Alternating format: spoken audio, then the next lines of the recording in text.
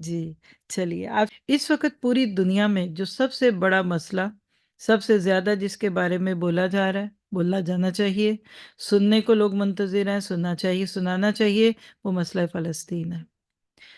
فلسطین کا مسئلہ نیا نہیں ہے، یہ میں آپ کو ہر کلاس میں کہتی ہوں اور اس کے ہر سیشن میں یہ جملہ بولنے کی پوری کوشش کرتی ہوں کہ یہ نیا نہیں ہے، لیکن اب ایک اپنے عروج پہ۔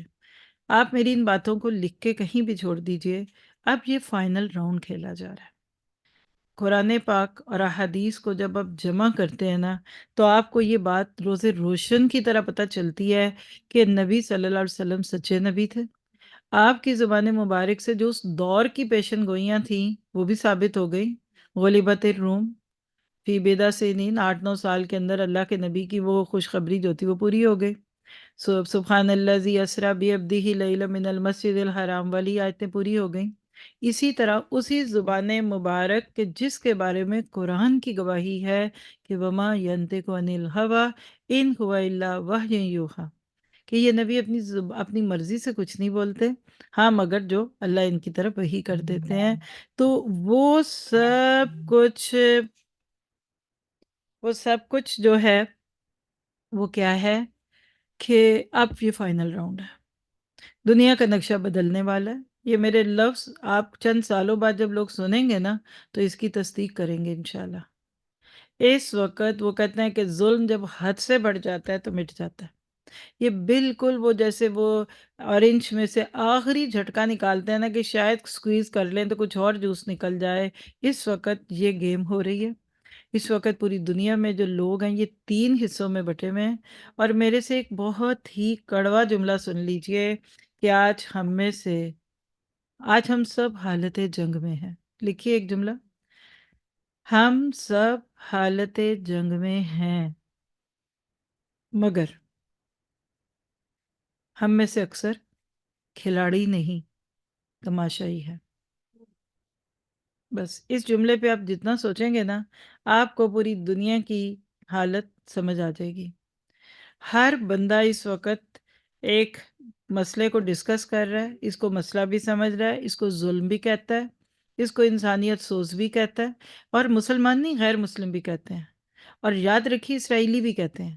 جو ریئل جو قرآن نے کہا نا کہ وَمِنْهُمْ أُمَّةٌ قَائِمُونَ، یعنی کچھ لوگ ان میں ایک قرآن کی ایک آیت کا خلاصہ ہے کہ کچھ لوگ ان میں سے حق والے بھی ہیں، جیسے عبداللہ بن سلام تھے اپنے دور میں، تو وہ آج ہے۔ ہاں ٹھیک ہے، جو آپ کہہ سکتے ہیں کہ زائنسٹ ہیں، وہ ایک بڑا گروپ ہے جو سارے وہ کہتے ہیں چھوٹی مچھلی بڑے کو بھی گندا کرتی ہے، بدنامی تو ہوتی ہے نا۔ آپ کے ملک کا ایک بندہ قانون شکنی کرتا ہے تو سارے ملک کے ویزے بند ہو جاتے ہیں۔ آپ تک خبر گئی ہے کہ نہیں گئی؟ سعودیہ میں پچھلے دنوں میں کسی ایک عورت کا پولیس کے ساتھ کچھ معاملہ ہوا، اس نے کچھ معاملہ کیا، انہوں نے پورے پاکستانیوں کے عمرے کے ویزے بند کر دیے۔ یہ خبر مجھے پچھلے 2 ویک پہلے جب میں بھی جدہ میں تھی تو ملی نا۔ تو کیا ہوا؟ کیا وہ ایک عورت پورا پاکستان ہے؟ یا اس وقت اس عورت کے ساتھ کیا حالات ہوئے تھے کسی کو پتہ ہے؟ نہیں پتہ نا۔ اس پولیس والے کی غلطی تھی کہ عورت کی نہیں پتہ، لیکن آپ بدنام ہو گئے، آپ کے پاس سینکشنز لگ گئیں، آپ کے ساتھ سختیاں ہونے لگیں۔ تو بالکل یاد رکھیے اس وقت یعنی ایک گروپ جو واقعی اسلام دشمن نہیں ہے، انسانیت دشمن ہے، کہ جس کے اندر ہرس ہے، ہوس ہے، جس کا دل کرتا ہے کہ پوری دنیا کی دولت اس کے ہاتھ میں، اور اگر ایک مل گئی تو اور بھی دے دیا جائے۔ اور قرآن نے جو مثال دی کہ کسی کو تم ایک اگر درہم بھی دے دو تو وہ بھی پلٹا دے گا، اور وہ بھی لے جائے گا، اور اگر کچھ ایسے بھی ہیں کہ جن کو خزانوں کا مین بنا دو تو وہ اس کو بھی حفاظت کریں گے۔ تو ایسے عدل پسند لوگ، ان کی اپنی قوم کے، وہ بھی ان کے خلاف بول رہے ہیں۔ آج پوری دنیا میں کیا ہو رہا ہے اگر آپ خبریں پڑھ کر دیکھیں کہ عورتوں کے گروپس جا کر مسلمانوں میں کلمہ پڑھ رہے ہیں، کس بات پہ؟ کہ یہ غزہ کے لوگ کس مٹی کے بنے ہوئے ہیں۔ یہ اتنے جذبے کے ساتھ وہاں کھڑے ہیں، ان کو تکلیف نہیں ہوتی، مائیں اپنے بچوں کے جسموں کے ٹکڑے جمع کر رہی ہیں اور یہ پیچھے نہیں ہٹتی۔ یہ ان کا، وہ کہتے ہیں نا کہ قاری نظر آتا ہے حقیقت میں ہے قرآن، یہ دکھا رہا ہے کہ پوری دنیا اس وقت بل بلا رہی ہے۔ 2020 میں جو آپ لوگوں نے اور پوری دنیا نے کرونا پیریڈ گزارا ہے تقریباً 1.5 ایئر، اگر آج دیکھیے تو اس وقت یہ جو موجودہ جنگ ہے یہ تقریباً 1.5 سال پہ آ گئی ہے۔ ایک ایک بندہ بلبلا رہا ہے، کوئی خاموش ہے وہ ان کی اپنی مصلحتیں ہوں گی، کوئی مدد نہیں کر رہے وہ ان کے اپنے فیصلے ہوں گے، لیکن اندر سے اگر فطرت کو اور طبیعت کو اگر آپ پوچھیں تو آپ کو وہاں محسوس ہوگا کہ ہر بندہ اس کو غلط کہتا ہے۔ ہاں، غلط کو غلط کہنے کا حق اور حوصلہ کس میں ہے؟ یہ الگ بات ہے۔ تو آج ہم تماشائی بنے ہوئے ہیں، ہم مجاہد نہیں ہیں۔ اب جب یہ میری باتیں آپ سنیں گے تو ایک دم آپ کے ذہن میں ایک سوال آ جاتا ہے، پھر ہم کیا کریں؟ یعنی یہاں پر میں اس وقت اوسلو شہر کے اس کلاس روم میں اللہ کا دین سیکھنے پہ بیٹھے ہیں۔ آپ کے میرے لیے کیا حکم ہے؟ انشاءاللہ اس کے اوپر ہم ہر اپنی سیشن میں بات تو کرتے رہیں گے، لیکن آج ایک جملہ لکھیے فی الحال آپ کے دل کو مطمئن کرنے کے لیے، کیونکہ کوئی دن ایسا نہیں ہے کہ جس دن یہ تڑپ نہ ہو، یہ طلب نہ ہو۔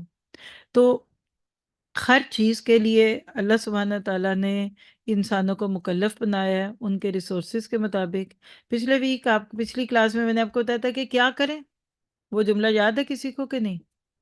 ہر وہ کام کیجئے جو کر سکتے ہیں۔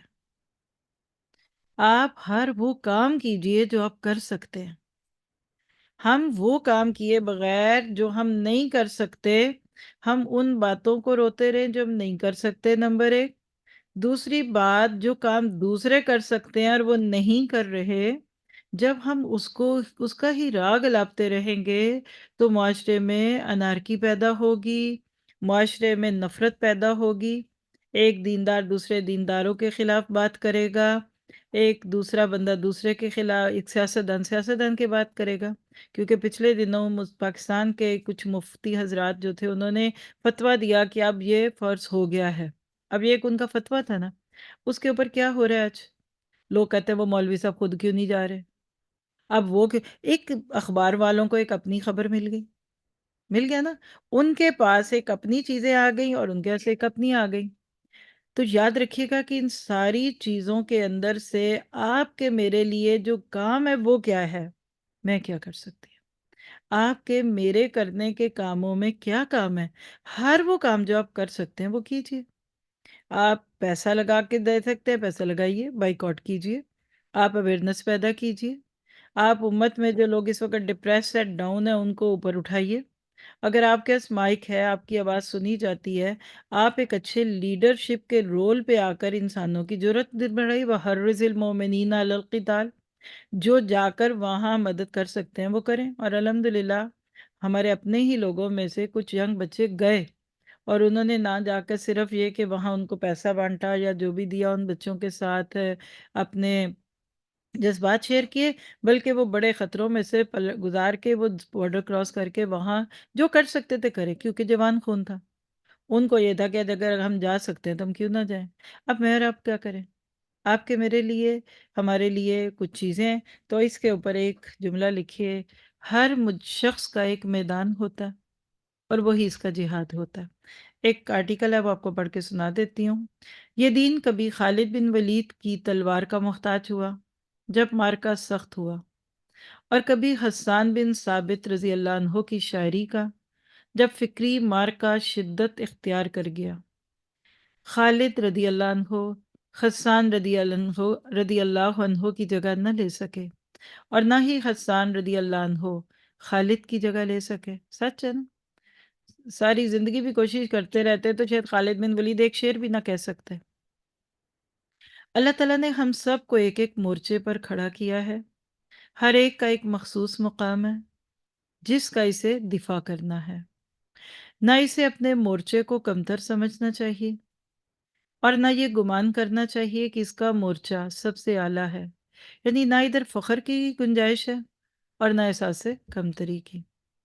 غزوہ تبوک میں جب لشکر اسرا کو مال درکار تھا تو عثمان رضی اللہ عنہ کا مال سب سے قیمتی تھا، لیکن جب قرآن کو جمع کرنے کا مرحلہ آیا تو ابی بن کعب رضی اللہ عنہ کی قرت، عثمان رضی اللہ عنہ کے مال، خالد رضی اللہ عنہ کی تلوار اور حسان رضی اللہ عنہ کی شاعری سے بھی زیادہ اہم بن گئی۔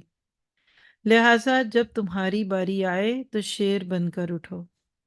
خیبر میں جب علی نے مرہب جیسے دشمن کو للکارا تو ان کی تلوار اتنی ہی قیمتی تھی جتنی وہ رقم جس سے ابو بکر رضی اللہ عنہ نے بلال رضی اللہ عنہ کو آزاد کرایا۔ یہ دونوں مختلف کام تھے، اور دونوں ہی عظیم۔ کیا آپ اور میں اس کے اندر کوئی کمپیریزن کر سکتے ہیں؟ نہیں کر سکتے۔ یہ دین تکمیل ہے، مقابلہ نہیں۔ یہ یکجہتی ہے، برتری نہیں۔ آج بھی یہی حال ہے۔ امت کے سامنے بہت سے محاذ ہیں اور ہر مسلمان ایک محاذ پر کھڑا ہے۔ ماں اپنے بچوں میں ایک مورچے پر ہے، کیونکہ مردوں کی تربیت وہیں سے شروع ہوتی ہے۔ اور آپ سب کو میں جو ہمیشہ میسج دیتی ہوں وہ یہی دیتی ہوں کہ اگر اس نسل کے ہاتھوں میں آپ کو تیر تلوار نہیں دکھ رہے نا، تو یہ آپ کی جو گودوں کے اب چھوٹے بچے ہیں، جو پوتے نواسے ہیں، ان کی تربیت کر لیں۔ ان کے دل میں اللہ کے نبی کی محبت بھریں، ان کے دل میں دین کا دفاع بھریں، ان کو سکھائیں رائڈنگ، ان کو سکھائیں تیر اندازی، ان کو سوئمنگ سکھائیں، اور ان کے دل میں دین کے دفاع کا جذبہ ڈال دیں۔ میں مانتی ہوں کہ پچھلی نسل کے دل میں نہیں ڈالا ہم نے ان کے ایڈز اور گریڈز اور ان کے جو بھی کامز ہے فلاں فلاں وہی سنوارنے کی کوشش کی۔ ان کا محاذ تو ان کا کیریئر ہے۔ اب آئی کام ہے اور اے کام ہے اور بی کام ہے اور سی کام ہے اور اب یہ کر، ان بیچاروں کو ہم نے دیا ہی نہیں۔ آج ہم کیا ایکسپیکٹ کریں ان سے؟ ہم نے ڈالی نہیں ہے چینی، تو میٹھا کیسے ہوگا چائے میں؟ ہم نے نمک ڈالا ہی نہیں ہے تو کھانے میں نمک کیسا ہوگا؟ آج آپ کی میری، آپ کا میرا، دیکھیں میں تو ہمیشہ وہ بات کرتی ہوں جو کام کی ہے۔ اس وقت اگر آپ کی نماز کا وقت اور آپ نماز نہ پڑھیں اور جا کے حج کے فضائل بیان کرتے رہیں تو کیا فائدہ ہوگا اس کا؟ ایک عورت کی کوکھ سے بچہ پیدا ہوتا ہے، مجاہد بھی بنے چاہے بعد میں، چاہے وہ عالم بنے، چاہے وہ فاسق اور پاپی بنے۔ ایک عورت کے دودھ سے ایک بچہ پلتا ہے، چاہے وہ عورت بعد میں اس کو اس دودھ کے طاقت کے دینے کے بعد اس سے خیر لے لے یا بد دے دے۔ عورتوں کے پاس اللہ نے امانتیں رکھی ہیں۔ ہر نبی عورت کے پاس سے آیا ہے، ہر رسول عورت کے پاس ہے، ہر صدیق، شہید اور ہر صالح ایک عورت کے پاس سے آتا ہے۔ اپنی ذمہ داری کو پہچانیے، اور اس کا طریقہ کیا ہے پھر ساتھ یہ بھی بتا دوں، اس کا طریقہ یہی ہے، یہی ہے، یہ قرآن ہے۔ یہ جو اس وقت جنریشن ہے نا، جن کے ینگ بچے ہیں، ینگ بچے، جن کے چھوٹے بچے، ان کے اندر اس وقت آپ کو ہوتا ہے کہ تڑپ ہے، یعنی معذرت کے ساتھ کہ باپوں کے یا داداؤں کے دل میں بھی اتنا جذبہ جہاد نہیں ہے جو جوان اولاد یا پوتوں کے دل میں ہے۔ وجہ پتہ کیا ہے؟ یہ پچھلی پوری، جس کو 2-3 ڈیکیڈز کہہ دیں، عورتوں کے ہاتھ میں قرآن آیا ہے۔ میں اپنے دیسی پاکستانی کلچر اور انڈین کلچر کی بات کرتی ہوں، اردو سپیکنگ کی بات کرتی ہوں۔ ہماری ماں نے پچھلے 30-40 سال میں جو قرآن پڑھا، جو صحابہ کے قصے سنے، جب ان کو سیرت بار بار کورسز میں پڑھائی گئی، جذبے آتے ہیں۔ میرا تو کام ہی ہر وقت لوگوں سے ملنا ہے، اور میں پیپل پرسن ہوں، میں لوگوں کے چہرے سے پڑھ جاتی ہوں کہ یہ قرآن کے کس دور سے گزرا۔ وہ کہتے ہیں ہم سبیل الجنہ کر چکے ہیں، مجھے دکھ رہا ہوتا ہے بھی برا نہیں کیا انہوں نے، صحیح نہیں کیا، حق نہیں ادا کیا۔ وجہ کیا ہے؟ کیونکہ ہر وقت جب آپ ایک بات 2 ڈھائی 3 سال تک سنتے رہتے ہیں تو جذبے آتے ہیں، اور جتنے جذبے اور دکھ والے اور غم والے میسج آتے ہیں وہ بھی انہیں ماؤں کے ہی آتے ہیں، جو کڑکڑتی ہیں، جو جلتی ہیں، جو اپنا زیور دے دے کے نکال رہی ہیں کہ ادھر بھیج دیجئے، آپ ادھر یہ کر دیں، اپنے بچوں کو ہم کیا کریں، جن کو اپنے گھر کے کھانے اچھے نہیں لگتے، وہ بھی قرآن پڑھی ہوئی عورتیں ہیں۔ باقیوں کو تو بھی کام ہی بڑے ہیں، پھر گرمیاں آ گئی ہیں، اب کون سے البم آنا ہے اس سال؟ آج کون سا فیشن ہے؟ اب لمبی قمیضیں پہننی ہے کہ چھوٹی؟ پچھلے سال والے کپڑے ہمیں اب پورے آئیں گے کہ نہیں آئیں گے؟ اب اس میں کوئی لمبے کرنے ہیں چھوٹے، ان کا تو غم یہ ہے آج بھی۔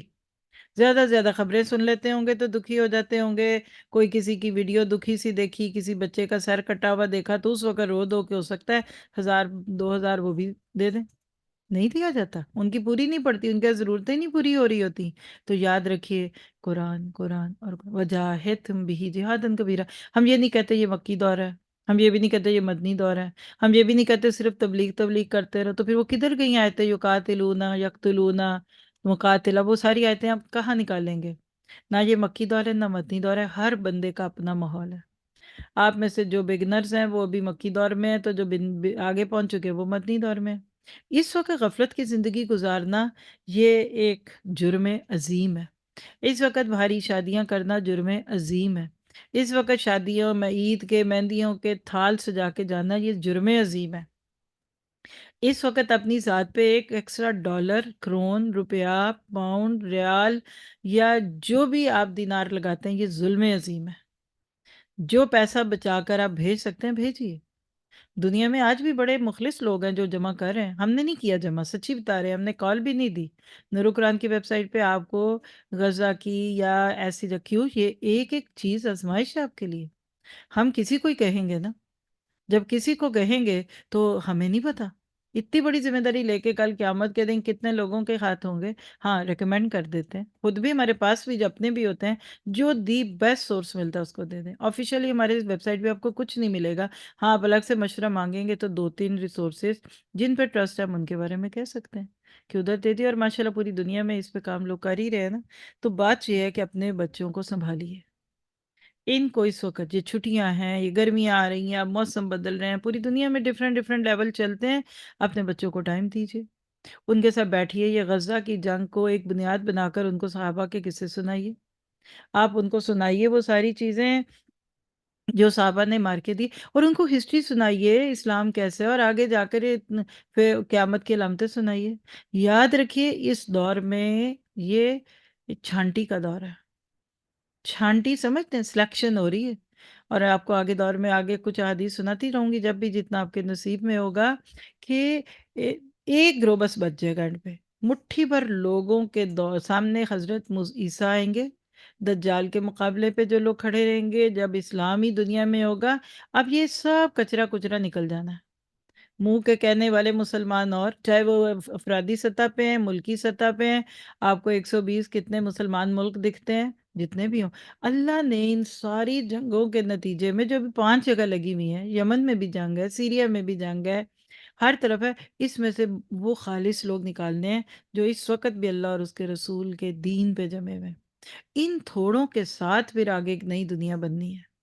تو یہ چھانٹی ہے، یہ غزالوں کی، تو آپ کو پچھلے سیشن میں بھی حدیث سنا دی تھی نا کہ دلہن کی طرح ان کا مقام ہے، یہ تو اس دنیا میں بھی باعزت ہے، دنیا کتنی عزت دے رہی ہے، دیکھیں کٹے پھٹے جسم ہے اور پوری دنیا ان کو ایڈمائر کر رہی ہے، لوگ سر سے پاؤں تک ایڑی چوٹی کا زور لگا کر بند سمر جائیں، اتنی تعریف کوئی نہیں کرتا ان کی، کوئی اچھا کہے گا کوئی برا، ان کو ہر ایک اچھا کہہ رہا ہے، یہ حق کی علامت ہوتی ہے، یہ ڈٹے میں، یہ گرے نہیں، یہ جھکے نہیں، یہ دبے نہیں، انہوں نے اپنے آپ کو، اپنے دین کو نہیں بیچا، تو اور کیا چاہیے بندے کو؟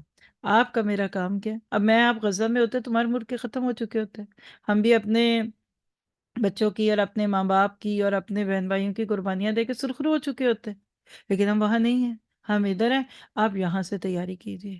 لوگوں کو کبھی جذباتی سپیچز کر کر کے دکھی کر دینا، پریشان اور گلٹ میں ڈال دینا درست نہیں، آپ کا میرا مورچہ ہمارا گھر ہے، آپ کا شوہر آپ کا ایک بڈی ہے، بیٹھیے بات کیجیے، الم یعنی للذین آمنوا ان تخشع قلوبہم لذکر اللہ، کیا ابھی بھی ہے میاں صاحب وہ وقت نہیں آیا کہ آپ کا دل اللہ کے ذکر سے ڈر جائے؟ کیا آپ ابھی بھی غلط چیزیں، یہ وہ دوسری چیزیں، یہ آپ نہیں چھوڑیں گے؟ کسی میں کوئی کمی، حرام کماتا ہے اس کو کہیے، الم یعنی للذین آمنوا ان تخشع قلوبہم لذکر اللہ، کوئی بیٹا اگر غلط چیزوں میں پڑا ہو جا کے کہیے بیٹا ابھی بھی وقت نہیں آیا، کوئی بیٹی غلط چیزوں میں پڑی ہے، یہ ہے آپ کا میرا کام، اپنی ذات کو، خود کو شیشے میں کھڑا کر کے کہا کریں شرم نہیں آتی، اور کب؟ اور کب؟ ایک طرف آپ دیکھیں زلزلے آ رہے ہیں، کہیں ژالہ باری ہو رہی ہے، کہیں گولے پڑ رہے ہیں، کہیں برف کے گولے پڑ رہے ہیں، ظاہر الفساد، پوری دنیا میں فساد پھیل چکا ہے، تو لہٰذا ہم اپنا کام کریں، کیونکہ اکثر تم آئی ہیں نا، ہماری بات سننے سنانے والوں میں اکثر تم آئے ہیں، یا کہہ لیجیے دادی ہیں۔ استاد اپنے کلاس میں ایک مورچے پر ہے، کیونکہ جاہل امت کبھی قائد نہیں بن سکتی، استاد کے درجے پہ فائز ہونا، یقین کیجئے بھیڑوں کے چھجے میں ہاتھ ڈالنا ہے، دور سے، خاص طور پہ شاگردوں کے لیے استاد ایک بہت کہہ لیجئے کہ میلوڈیس چیز ہوتا ہے، وہ دیکھتے ہیں نا، ہمیں چھٹی کی اجازت نہیں، سر چھٹی کر لے، استاد کر لے تو کوئی حرج نہیں ہے، ہمیں یہ وہ، یعنی عام طور پہ ہم بھی چھوٹے تھے تو کیا کہتے تھے، ہائے کبھی ہم استاد بن جائیں گے نا تو اسکول سے روز چھٹی کریں گے، کوئی ہمیں پوچھنے والا نہیں، کیونکہ استاد ہمیں پوچھتے تھے، ہوم ورک کرا نہیں کیا، ساری گرمیوں کی چھٹیوں میں غم پڑا رہتا تھا، جا کے کاپی استاد میں، استاد بہت بڑا ایک محاسب دکھتا تھا، جب استاد بنتا بنتا تو پتہ لگ جاتا ہے کہ وہ دن کتنے پیارے تھے، جب ہمیں کوئی جانتا ہی نہیں تھا، بھول پنا تھا، زندگی بالکل ایسی تھی۔ تو آج کے جو استاد ہیں، چھوٹے بڑے، مرد عورت، قرآن کے استاد، کیمسٹری کے استاد، بائیولوجی کے استاد، میڈیکل کے استاد، ہر استاد کا یہ فرض ہے کہ جو لوگ اس کے سامنے بٹھا دیے گئے نا شاگرد بنا کر، وہ ان کی مائنڈ سیٹنگ کرے، موریل بلند کرے۔ دنیاوی استاد کا بھی بڑا درجہ ہے، ہم اس دنیاوی استادوں کو تو آج بھی ہمارے ملکوں میں تو عزت ہے، باہر کے ملکوں کا ہمیں نہیں پتا کہ وہ استاد کو کیا کہتے ہیں، پیڈ ورکر کہتے ہیں یا استاد کہتے ہیں، تو جو جس لیول پہ بھی ٹیچر کے لیول پہ نا، اپنے اس رینک کا یوز کرے، اس کی بات میں وزن ہے، اللہ خود بخود بھی ڈال دیتا ہے استاد کے لیے دل میں سے، چاہے وہ معاشرتی علوم پڑھا رہا ہے یا کیمسٹری پڑھا رہا ہے یا فزکس پڑھا رہا ہے۔ تو اپنے کریے، امت کو ٹرین کیجیے، امت کو بتائیے یہ کیا ہو رہا ہے، کیونکہ آج ہماری امت جو ہے نا قائد کیوں نہیں بنی؟ کیونکہ جاہل ہے۔ دین کے نام پہ تو خاص طور پہ آپ دیکھیے جاہلوں کو کون قائد بنائے گا؟ آپ کو ورلڈ لیڈر بننے کا شوق ہے، آپ کو تو دنیاوی مینرز بھی نہیں ابھی پورے آئے، دین کے بھی نہیں آئے، کہاں جائیں گے؟ اور جو دینی مذہبی علماء ہیں ان کے پاس بعض دفعہ دنیاوی چیزوں کی لیڈرشپ کوالٹیز نہیں ہوتی۔ اس وقت بیسٹ کمبینیشن چاہیے۔ حضرت موسیٰ کا معیار دیکھیے، جب بنی اسرائیل کا مورال ڈاؤن ہو رہا تھا، فرعون کے ظلم و ستم تھے، تو حضرت موسیٰ کیسے سینہ تان کے کھڑے ہو گئے، قوم کو جرت دی۔ تو یہ جو لیڈرشپ کوالٹی ہے نا، یہ اس وقت یوز کرنے کی ہے۔ جتنے موٹیویشنل سپیکرز ہیں، اب اس وقت وہ موٹیویشنز اس پہ دیں، ان کی موٹیویشن پیسہ کمانے پہ، راتوں رات کروڑ پتی پہ ہے۔ اے آئی آ گئی، آپ کو پتہ ہے کہ مائکروسافٹ پہ مقدمہ کر دیا ایک عورت نے، اور ان کی اپنی امپلائیز کو کروڑوں کی اپنی جو جاب تھی اس پہ لات مار کے آ گئی، کیونکہ ان کے فیچرز میں ایک اے آئی فیچر ہے جس کے ذریعے یہ غزہ میں جا کر چیزیں چیک کر لیتے ہیں کہ کہاں گولی ماریں گے، کہاں گولا پھینکیں گے تو زیادہ نقصان ہوگا۔